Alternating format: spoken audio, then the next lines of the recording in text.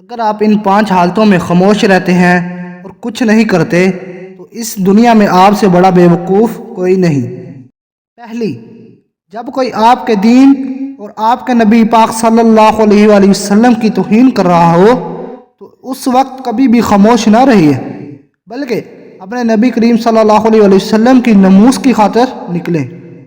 دوسری، جب کوئی کسی پر ظلم کر رہا ہو تو اس کو بازور بازو روکیں، اگر یہ نہ ہو سکے تو کم از کم اپنی زبان سے کچھ بول دیں لیکن خاموش نہ رہیں۔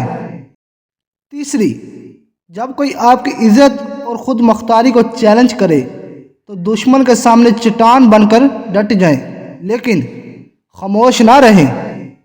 چوتھی، جب کوئی حق کی بات کر رہا ہو تو حق کے ساتھ کھڑے ہو جائیں اور باطل کا مقابلہ کریں لیکن خاموش نہ رہیں۔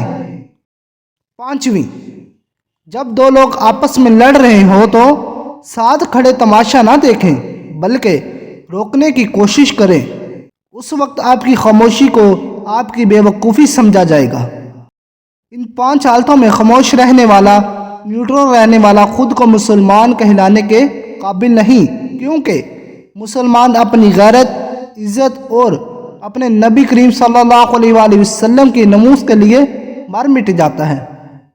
رات کی خاموشی کے آنسو کسی ضدی بچے کی طرح اپنے رب کی بارگاہ میں بات منواتے ہیں اور اللہ اس لاڈلے کی بات کبھی رد نہیں کرتا۔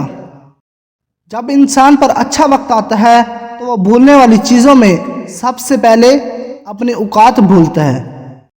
احمق شخص میں بات کو سمجھنے کی صلاحیت کم ہوتی ہے، اس لیے وہ زیادہ بولتا اور کم سنتا ہے۔